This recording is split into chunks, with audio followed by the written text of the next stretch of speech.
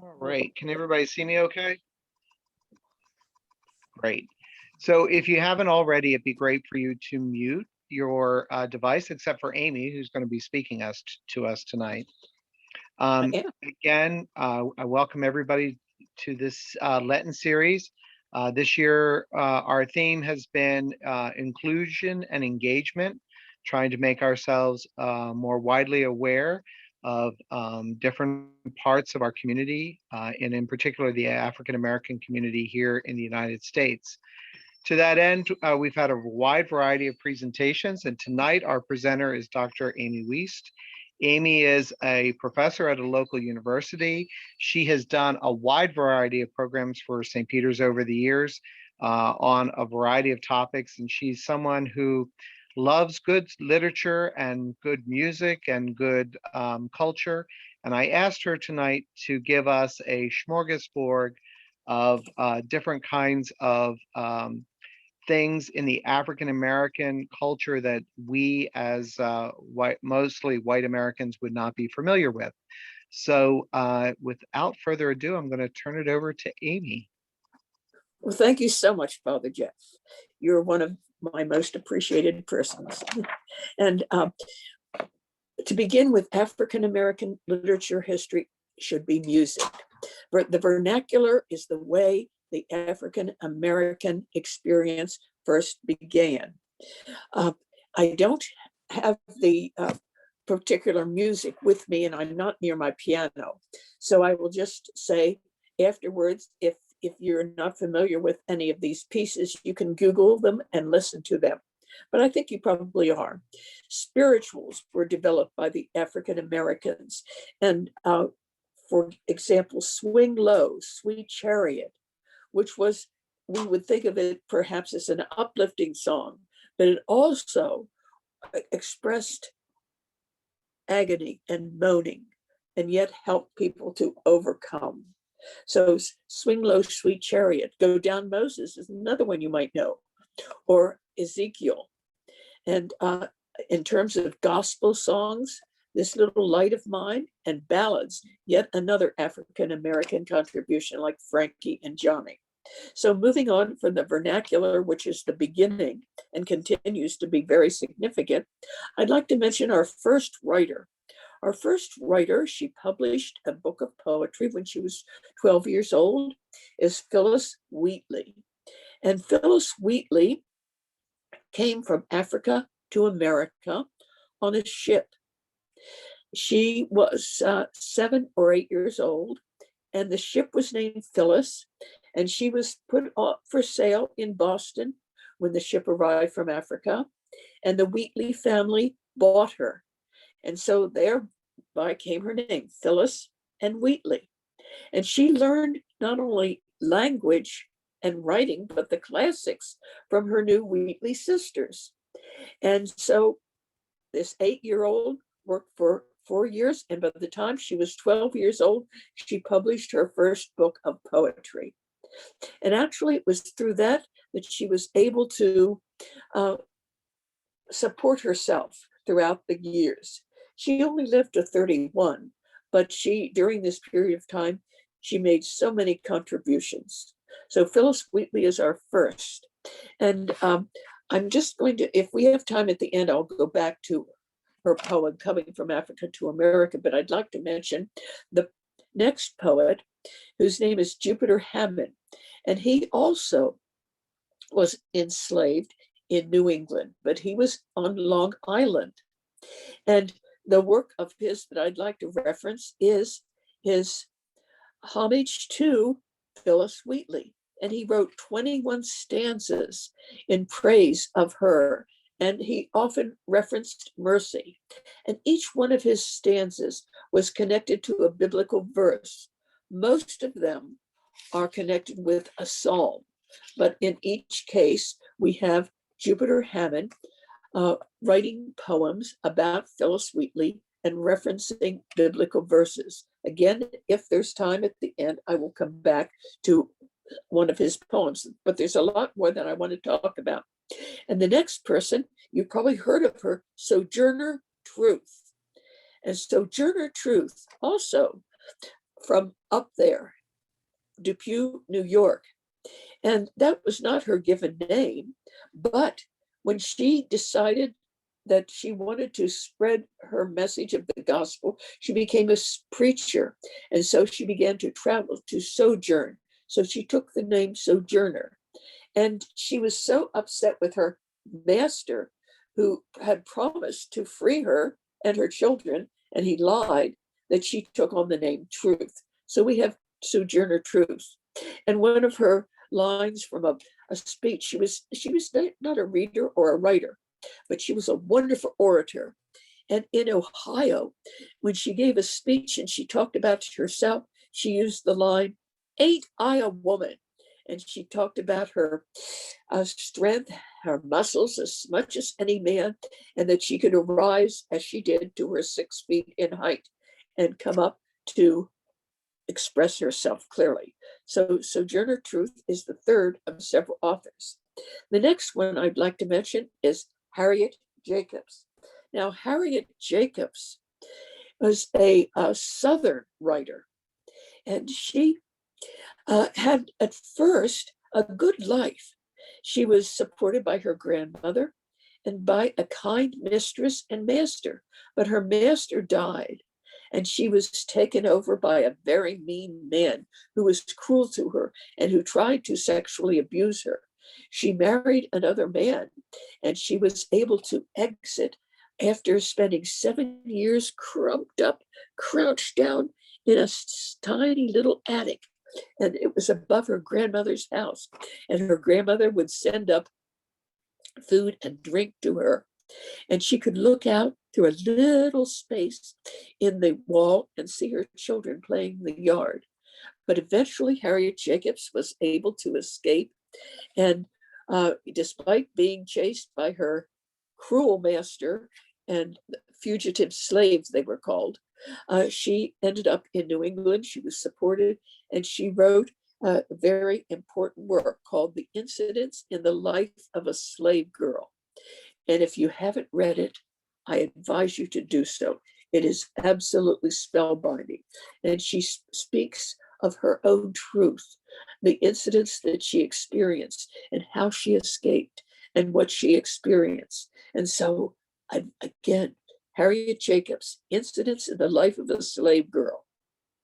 And this is a wonderful narrative. Our next writer, you probably are very familiar with him, Frederick Douglass. And of course, we have connection with Frederick Douglass and this area. Now, Frederick Douglass wrote The Life of Frederick Douglass, an American slave, written by himself. And of course, that is an autobiography. But he went on to write 2 more autobiographies. At first, he could only tell sparse details because otherwise he would have been punished, and anyone else he mentioned by name would have been certainly subjected to cruel treatment. But after the emancipation, he was able to name names and mention all sorts of details, which he hadn't been able to mention previously. And in addition to Frederick Douglass's 3 autobiographies, I have found a wonderful book by a man named David Blight. And he was not a contemporary of Frederick Douglass, he's a contemporary of ours, but he is able to, in his 900-page book, he's able to give all sorts of information about what was happening then versus what is happening now. And so I would highly recommend that book, as well as Frederick Douglass's own autobiographies. Now, the first unit of our 3, as we look at African American literature, history, and music, the first one went from 1746, Phillis Wheatley, to 1865. And our next unit will be starting 1865 up to 1919. And 3 of the writers you've probably heard of, I'd like to mention Booker T. Washington, 1856 to 1915. He was born in Virginia, in an area that is now West Virginia. He was ignored by a white father he never knew, and he was raised by his mother, Jane, who worked as a cook for a small planter until emancipation came. And after that, he and his mother moved to West Virginia. And Booker T. Washington was able to write quite a bit about his life. Up from Slavery is perhaps one of his best known works. Up from Slavery is one that I would just like to quote very briefly. Excuse me a minute here. He said, "I had no schooling whatsoever while I was a slave, though I remember on several occasions I went as far as the schoolhouse door with one of my young mistresses to carry her books. The picture of several dozen boys and girls in a schoolroom engaged in study made a deep impression upon me, and I had the feeling that I had to get into a schoolhouse and study in this way." And he had, in order to learn and to have schooling, he had to travel and sleep on the ground and stay under bridges. And he traveled hundreds of miles until he was finally able to grant that education, which he attained that education which he desired. Now we have another author, W.E.B. Du Bois. Now, if you saw his name written down, you'd think, oh, it's the French, Du Bois, but he pronounced it Du Bois. And he, like Booker T, was able to write about his life and in a way that we can easily understand. He said, as a rule, I believe in universal free suffrage. Of course, that is referencing voting. But he said, I believe that in the South, we are confronted with peculiar conditions that justify the protection of the ballot in many of the states for a while at least, either by an educational test, a property test, or by both combined. But whatever tests are required, they should be made to apply with equal and exact justice to both races. And this he wrote, in 1901. And our last writer in this group is Charles W. Chestnut. And he was born also in Ohio. And he was the son of free Black emigres from the South. And he grew up in North Carolina. And he attended school regularly, a school founded by the Freedmen's Bureau. And Charles W. Chestnut wrote many things, but the one I recommend for you to read is a short story. And it is terrific. It's called The Gooford Grapevine. And it's not very long, but it's great fun to read. So that's one I recommend to you.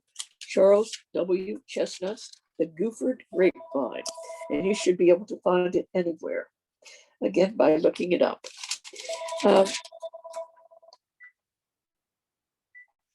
Okay, and excuse me, my phone was ringing. And our next writer is Du Bois, and I'd like to take a passage from the Faith of the Fathers, the Faith of Our Fathers. And if you'll just give me a second.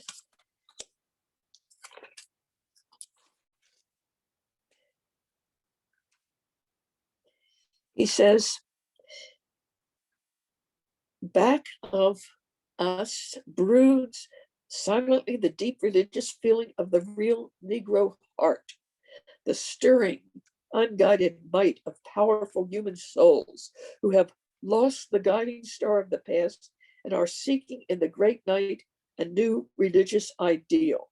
Someday the awakening will come when the pent-up vigor of 10 million souls shall sweep irresistibly toward the goal, out of the valley of the shadow of death, where all that makes life worth living, liberty, justice, and right, is marked for white people only.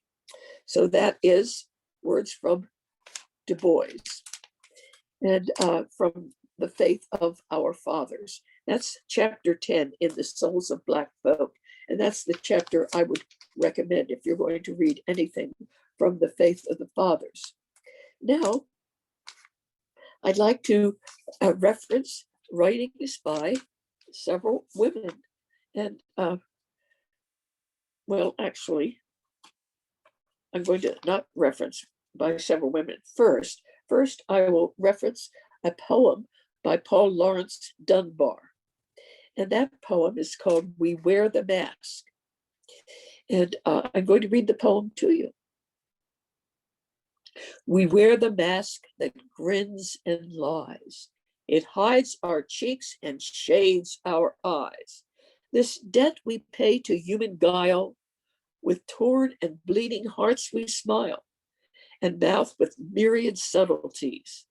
Why should the world be overwise in counting all our tears and sighs? Nay, let them only see us while we wear the mask. We smile, but oh, great Christ, our cries to thee from tortured souls arise. We sing, but oh, thy clay is vile beneath our feet, and long the mile. But let the world dream otherwise. We wear the mask. And of course, the mask is something that is referenced by many other writers. And it's quite understandable when you think of the life of the people at that time. And I'd like to next move on to another writer. And this writer is Claude Mckay. And Claude Mckay was writing a little bit later, and he wrote this poem in 1919, and it's called If We Must Die. And I'm going to read the poem to you by Claude Mckay. If we must die, let it not be like hogs hunted and penned in an inglorious spot, while round us bark the mad and hungry dogs, making their mock at our accursed lot. If we must die, oh, let us nobly die, so that our precious blood may not be shed in vain. Then even the monsters we defy shall be constrained to honor us, though dead. O kinsmen, we must meet the common foe. Though far outnumbered, let us show us brave, and for their 1,000 blows, deal one death blow. What though before us lies the open grave, like men will face the murderous, cowardly pack, pressed to the wall, dying, but fighting back. And that is Claude Mckay. And I'd like to reference another writer now. And that writer is more into the contemporary period, but not contemporary. I was thinking 21, but it's 1921, not 2021. And this writer is named Langston Hughes. And you've probably heard of him. And Langston Hughes wrote a poem called The Negro Speaks of Rivers, and I'm going to read that one to you. I've known rivers ancient as the world and older than the flow of human blood in human veins. My soul has grown deep like rivers. I bathed in the Euphrates when dawns were young. I built my hut near the Congo, and it lulled me to sleep. I looked upon the Nile and raised the pyramids above it. I heard the singing of the Mississippi when Abe Lincoln went down to New Orleans, and I've seen its muddy bosom turn all golden in the sunset. I've known rivers, ancient, dusky rivers. My soul has grown deep like the rivers. And so that is by Langston Hughes. And by the end of his life, Hughes was almost everywhere recognized because of his versatility and skill. Excuse me.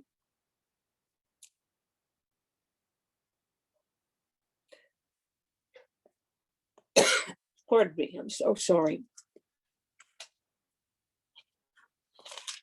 Now I have another writer I'd like to introduce to you. That writer is named County Cullens.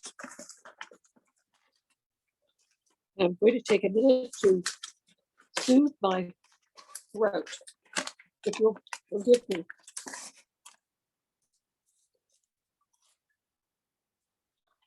Okay, soothe. County Cullen wrote a poem called Yet Do I Marvel. And it was published shortly after the last one I read. It was published in 1925. And just a few words about him. He lived from 1903 to 1946. And his own origins were long shrouded in mystery. But it was found out later that after his birth in Louisville, Kentucky, he was left in the care of his paternal grandmother. And then he was able to move to a church in Harlem. And that is where he wrote this poem, Yet Do I Marvel. Okay, published in 1925, Yet Do I Marvel. I doubt not God is good, well-meaning, kind. And did he stoop to quibble, could tell why the little buried mole continues blind, why flesh that mirrors him must someday die?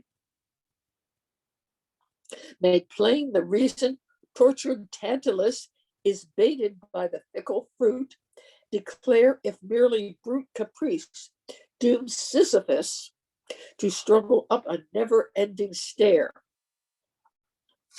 Inscrutable his ways are, and immune to catechism by a mind too strewn with petty cares to slightly understand what awful brain compels his awful hand. Yet do I marvel at this curious thing, to make a poet black and bid him sing. Now, each time when in this poem, when him is referenced, it's with the capital H. Do you know why that is? It's because it's referencing God.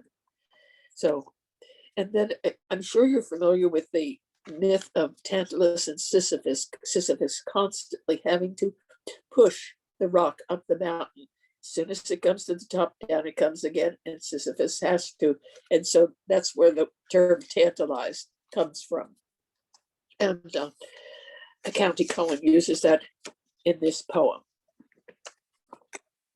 Next writer I would like to mention to you, and this is you probably a writer you've surely heard of. His name is Richard Wright. And he lived from 1908 to 1960. He was born on a plantation in Mississippi.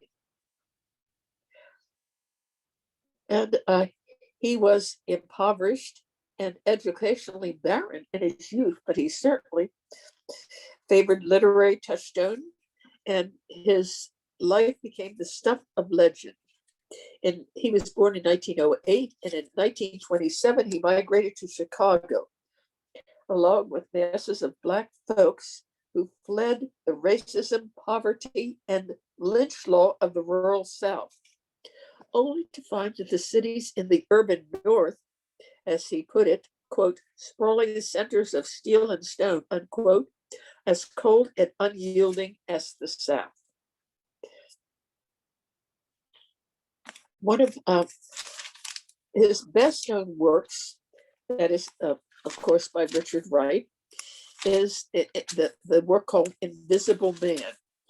And of course, it's entirely too long to read, but I just thought I would mention it and a little bit about his life too. I will read actually a little bit from his prologue. I think it'll give us a sense of Invisible Man. If you've read it, it'll bring it back to you. If you haven't read it, or maybe we'll encourage you to do so. He begins the prologue, I am an invisible man. No, I am not a spook like those who haunted Edgar Allan Poe. nor am I one of your Hollywood movie ectoplasms. I am a man of substance, of flesh and bone, fiber and liquids, and I might even be said to possess a mind. I am invisible, understand, simply because people refuse to see me, like the bodiless heads you see sometimes in circus sideshows. It is as though I have been surrounded by mirrors of hard, distorted glass. When they approach me, they see only my surroundings, themselves, or figments of their imagination. Indeed, everything and anything except me. And it goes on. And you'll definitely want to read Invisible Man if you have not already done so.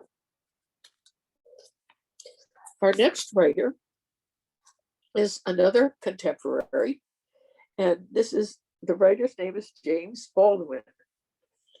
And in this story, it's a true story, and he was writing about his brother. And it's a short story. His brother is named Sonny. And he begins his story about his brother called Sonny's Blues by saying, I read about it in the paper in the subway on my way to work. I read it and I couldn't believe it. And I read it again. Then perhaps I just stared at it as the newsprint spelling out his name, spelling out the story. I stared at it in the swinging lights of the subway car and in the faces and bodies of the people and in my own face, trapped in the darkness which roared outside. And that, of course, was the reference to his brother. And the story picks up with contact with his brother and the blues and why his brother has turned to jazz and playing piano for the expression of the blues. Now I'm going to read a poem by a writer who you may have heard of. This poem was published in 1980, and the writer's name is Lucille Clifton. Lucille Clifton was born in 1936 in New York, Depew, the same place as Sojourner, and her parents instilled in her a love for poetry and storytelling. Her mother wrote poems, and Lucille went on to write memoirs and autobiographies and other works. She attended Howard University, and then she went to a teacher's college in New York. And her first book of poetry was called Good Times, 1969, cited by the New York Times as one of the best books of that year. And I'm going to read a poem that she wrote. It's brief, and it's called Homage to My Hips. These hips are big hips. They need space to move around in. They don't fit into little petty places. These hips are free hips. They don't like to be held back. These hips have never been enslaved. They go where they want to go. They do what they want to do. These hips are mighty hips. These hips are magic hips. I have known them to put a spell on a man and spin him like a top. Okay.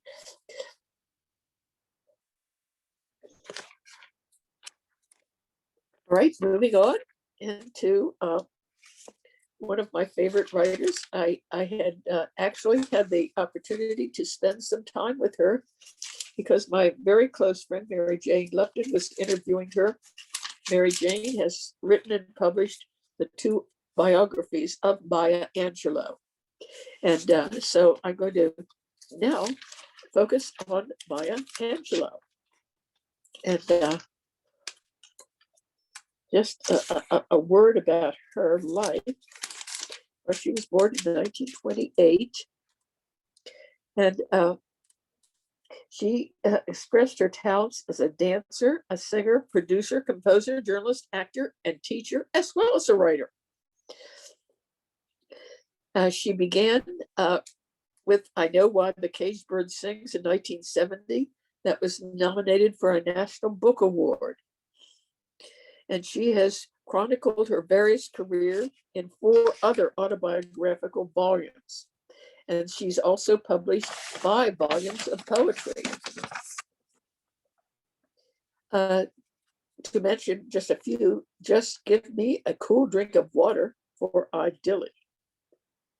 And that was nominated for a Pulitzer Prize. And here's one, 1990, I Shall Not Be Moved. Chosen by President Bill Clinton to read at his inauguration on January 21st, 1993, Angelou was both the first African-American and the first woman poet to be so honored. She wasn't born Maya Angelou, just like many other writers we talked about today. Her name changed. She was born Marguerite Annie Johnson of St. Louis, but her childhood was full of many difficult moves. Her divorced parents sent her and her brother back and forth between St. Louis and Stamps, Arkansas, where her paternal grandmother lived, then finally to San Francisco to later settle with their mother. And it was in her 10 years in Arkansas that provided Angelou with the experiences that would be the core of her immensely popular autobiography, I Know Why the Caged Bird Sings. It was in that volume that she described what it meant to be a Black girl in Arkansas, a geographical area rarely portrayed in African-American literature. One vivid example was the treatment she received from the ironically named dentist, Dr. Lincoln, who refused to treat her seriously decayed teeth because she was Black. Angelou reflects, quote, "It seems terribly unfair to have a toothache and a headache and to have to bear at the same time the heavy burden of Blackness," unquote. However, the racism of the South was exceeded by the trauma of her being raped at age 8 by her mother's boyfriend. She named the assailant, and then she felt very guilty because her uncles murdered the rapist. And she went into years of silence because of her feelings of guilt. But now we come to the poem which I chose to read to you, which is called Still I Rise.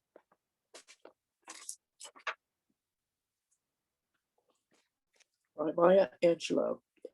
You may write me down in history with your bitter, twisted lies. You may trod me in the very dirt, but still, like dust, I'll rise. Does my sassiness upset you? Why are you beset with gloom? Because I walk like I've got oil wells pumping in my living room. Just like moons and like suns with the certainty of tides, just like hopes springing high, still I'll rise. Did you want to see me broken? Bowed head and lowered eyes, shoulders falling down like teardrops, weakened by my soulful cries? Does my hauntiness offend you? Don't you take it awful hard because I laugh like I've got gold mines digging in my own backyard. You may shoot me with your words. You may cut me with your eyes. You may kill me with your hatefulness, but still like air I'll rise. Does my sexiness upset you? Does it come as a surprise that I dance like I got diamonds at the meeting of my thighs? Out of the huts of history's shame, I rise.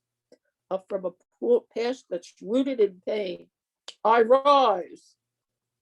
I'm a black ocean leaping and wide, welling and swelling, I bear in the tide, leaving behind nights of terror and fear. I rise into a daybreak that's wondrously clear. I rise, bringing the gifts that my ancestors gave I am the dream and the hope of the slave. I rise, I rise, I rise.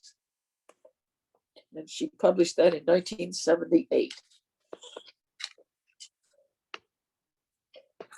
All right, we will go from Maya Angelou to Toni Morrison. I told you we'd be getting to the women poets and writers. And Toni Morrison is someone who is very regularly, almost daily quoted by speech makers and others. But this is what she talked about in terms of her writing.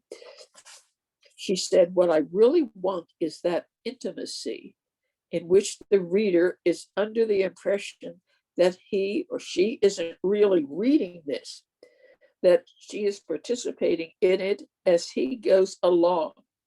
It's unfolding, and he's always 2 beats ahead of the characters and right on target. So that says a lot about her and what she intended. She has written and published many, many works, some of which you may have read.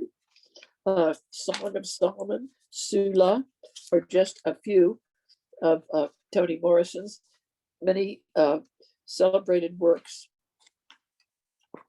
And if you give me just another second here.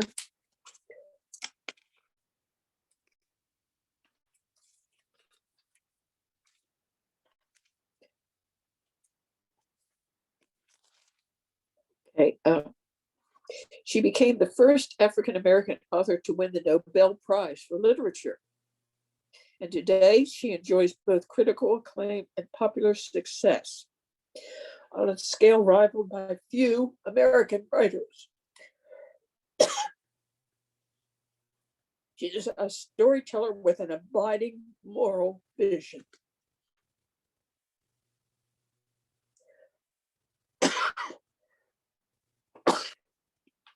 Please forgive me, I'm sorry.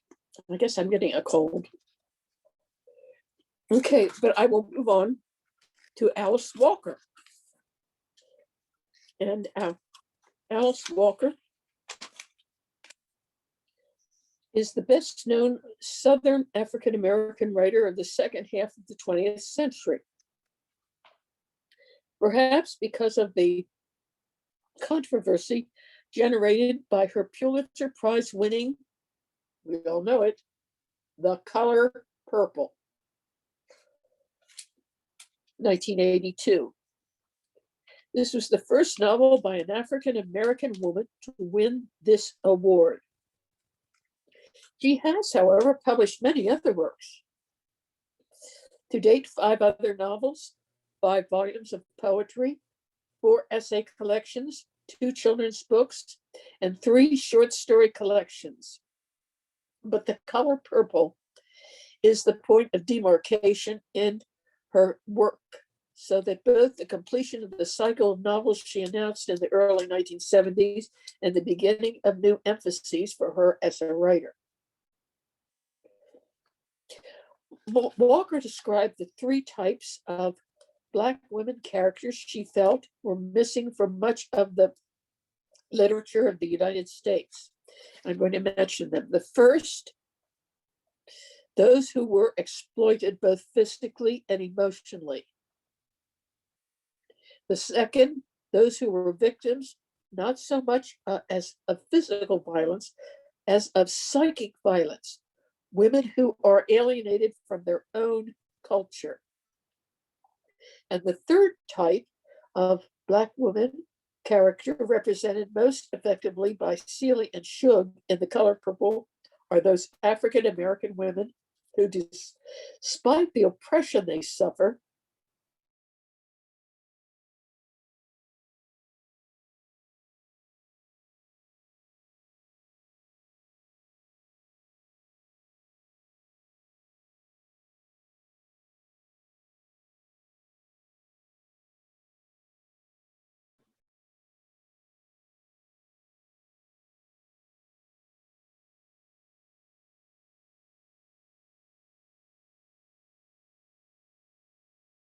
year after year and century after century, when for most of the years Black people have been in America, it was a punishable crime for a Black person to read or write. And the freedom to paint, to sculpt, to expand the mind with action did not exist. Consider, if you can bear to imagine it, what might have been the result if Billie Holiday, Nina Simone, Roberta Flack, and Aretha Franklin, among others, and imagine those voices muzzled for life.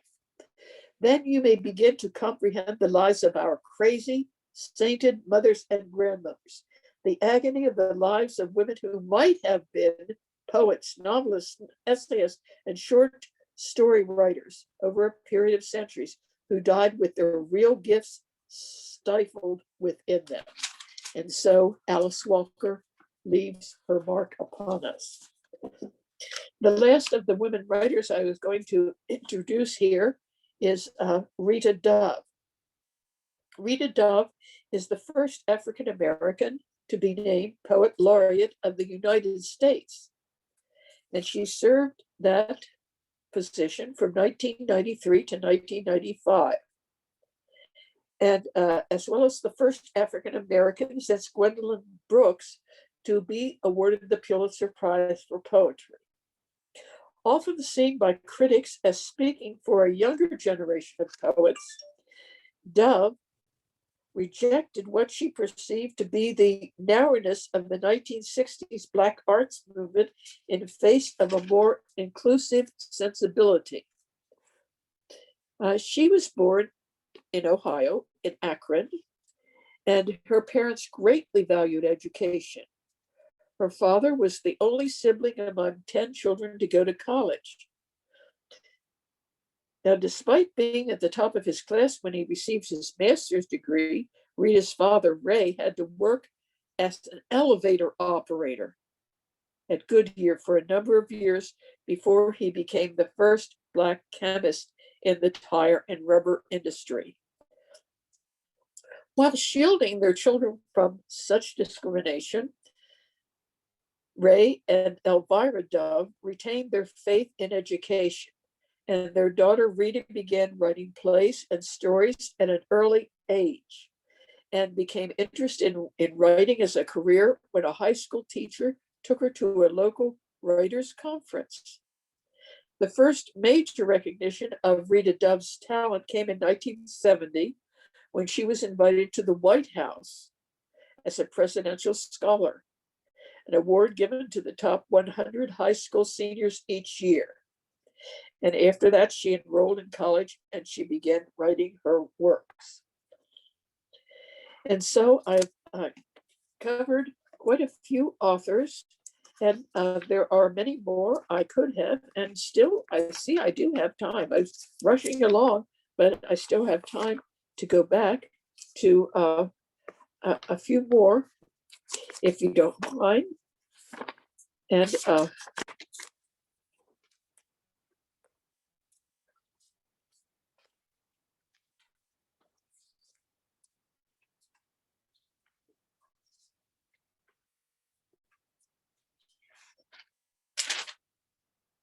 here's a writer who wrote earlier, Charlotte Forten Grimke. And she was from Philadelphia, so I mentioned that because that's quite close to us.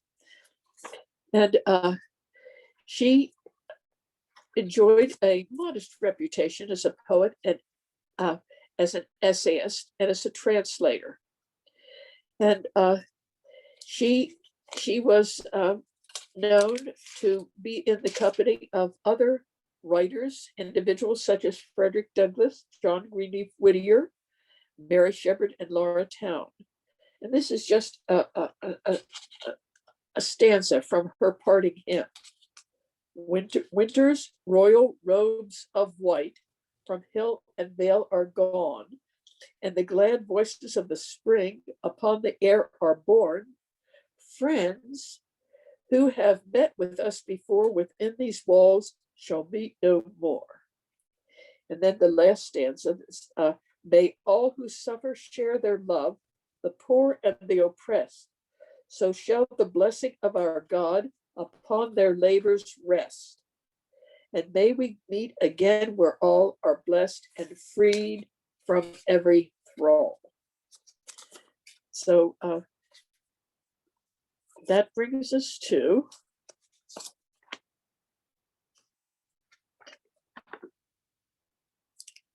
Anna Julia Cooper. I'm just going to mention her because her work is far too long for us to read, but she wrote during this period of time too. And her work is called Womanhood. This is her longest work, Womanhood, a Vital Element in the Regeneration and Progress of a Race. And she points out in this remarkable work that often women are not included in African American history and literature. And so she wants to correct that omission. And her work is very valuable, and you may choose to read it. Excuse me. Another writer who you may have heard of recently, her image is being proposed to be placed upon one of our bills, Ida B. Wells Barnett. And she lived from 1862 to 1931. And she is best known for the work which she did, writing and speaking and acting and publishing against lynching. So that's Ida B. Wells Barnett.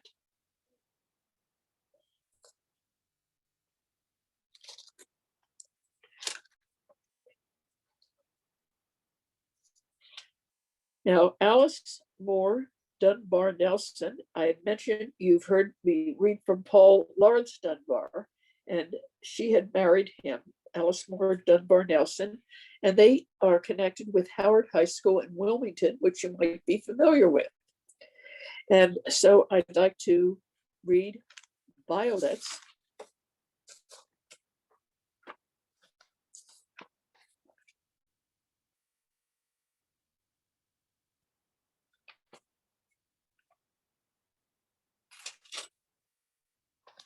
And this is what she wrote. I had not thought of violets of late, the wild, shy kind that springs beneath your feet in wistful April days, when lovers mate and wander through the fields in raptures sweet, and thought of violets at florist shops and bows and pins and perfumed paper fine and garish lights and mincing little fops and cabarets and songs and deadening wine.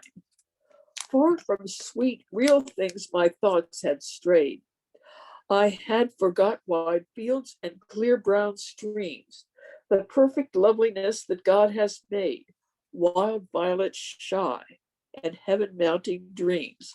And now unwittingly you've made me dream of violets and my soul's forgotten gleam. There's another Grimke.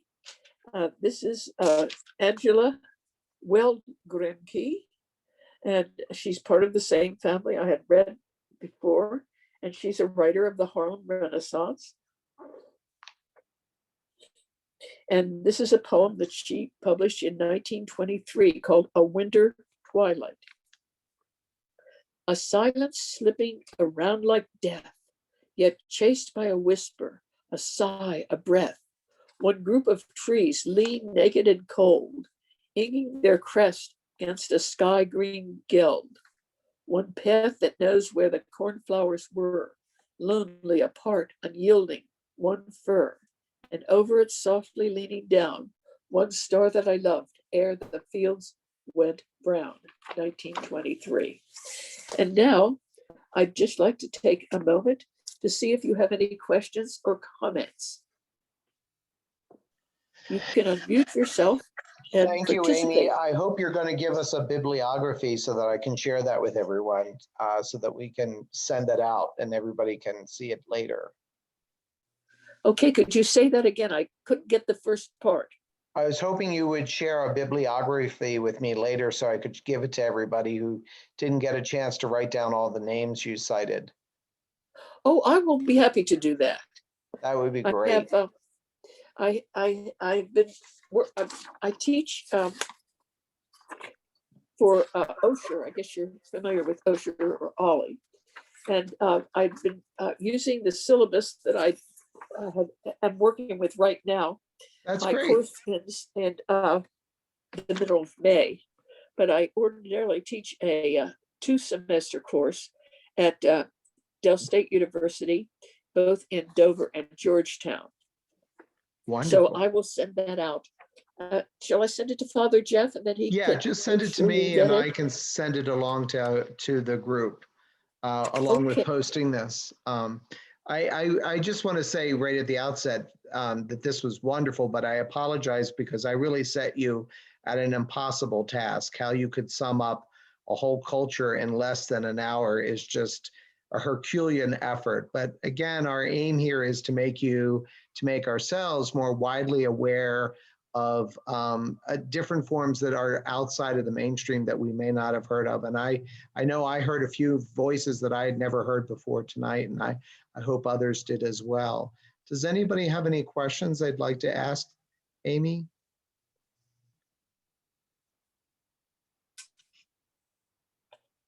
Well, I'll tell you how I first learned. Does somebody have a question? Hi, Okay, if not, I'll this is tell you. Ann Freeman. I'm sorry, my picture's not there. We've had a horrible thunderstorm up here in Milford, and I've just barely been able to hang on to my internet, so I'm keeping my video off. Aimee, this was wonderful. I can't tell you. I know you felt, you had to rush because there's such a wealth of information. And I just wanted to let you know, I spent most of my day today on the Zoom conference for the American Choral Directors Association, our national conference we're doing the same way. And the theme of course, this year is diversity and inclusiveness. But what I wanted to just say is that so many of the poets and writers that you read to us today and reintroduced us, or maybe introduced us to, were also among the new, mainly female Black composers. They are pulling from those sources and writing the most incredible music that it was just so exciting. And I just want to say what a pleasure it was to turn around from that day and come back to the source and have you keep reading poem after poem and mentioning writers that I was hearing about all day. And it was really, I feel your passion for this subject. And I just want to thank you from the bottom of my heart. This was masterful. I'm deeply honored by your comment. Thank you very, very much. I was starting to say that I had developed the syllabus many years ago. I had gone to study at the University of Nairobi in Kenya, and I lived there for part of the year. And it was my project, and I published it through Syracuse University to develop a syllabus for African American literature. And then I've gone on, but I did not ever get to teach it as a whole course. I taught for many years at like Notre Dame, University of Maryland, different places, but I never got to teach it as a course until I came to Del State University, where it's a required course. And so since then I've expanded, and I taught at Cape Henlopen High School. I taught African American literature, history, music to students. And I had up to like 50 or 60 in a group where I would introduce it to them and then meet with smaller groups. I was at Sussex Tech and also at Seaford High School. And then through Bill Colick, I was able to meet with superintendents. And then I provided syllabi for all of the teachers in the counties of Delaware. So the course should be, expanding very greatly. Whereas before, students came and said, we have nothing. Nothing was covered about African-American history. And so now we have quite a bit that's opening up, I'm pleased to say. Well, by the way, the textbook, I I use is the Norton Anthology of Literature with Henry Louis Gates as the editor. But as I said, you need not have a textbook. You could just Google any of the titles and you could find them. I had planned to print them up and pass them out at my printer. Just one quick lamentation. I was, I think it's called scanned by someone who had taken all of my information, and I had to send my laptop out to be cleansed, and it hasn't yet been returned. So I'm using my little mini for this presentation. So I hope that's okay. Boy, I mean, you've been technologically impaired, you're fighting a cold, and your rector asked you to do the impossible in one night. So I'd say, Aimee, you have succeeded well and beyond what anyone could ask you to do. So thank you so much for your time and for your wonderful presentation this evening. Well, thank you very much for the opportunity that you have given me. I really appreciate it. Now I'm going on to a poetry presentation. So thank you so much for being a part of this. Aimee, I wanted to say hi to you because I miss you. This is Iona Smith. Oh, hi. Yes, we never finished the Osier class of this subject. I know. Oh, we stopped it, and I got the book and everything, and then I miss your piano playing. I just miss you. I said, "Oh, your name's there. I got to see you." Yeah, I had a piano there. And I'm sure Aimee will teach it again when we're outside of COVID. So I know you'll get another crack. Okay, I'll be happy to do that. I just want to say a quick word about next week's presentation. We'll have Carol Zurich and Mother Carlisle Gill giving a presentation overview of the Sacred Ground program. I know some of you have been able to sign up and some of you it hasn't matched for your schedule, but this is a great opportunity to get just a small taste of the work that they're doing, which is part of the Episcopal Church's work around the country to really face into the twin pandemics that we've been facing. The other one that being chronic racism and its impact on our communities and structures as a country. So please come and join us next week for the final presentation. And that being said, I wish you all a good night and thank you for joining us. And again, Aimee, thank you very much. As always, it was excellent. Give our best and love to Charlotte. Good night, everyone. Good night and Thank you thanks. Thank you so much. Bye-bye.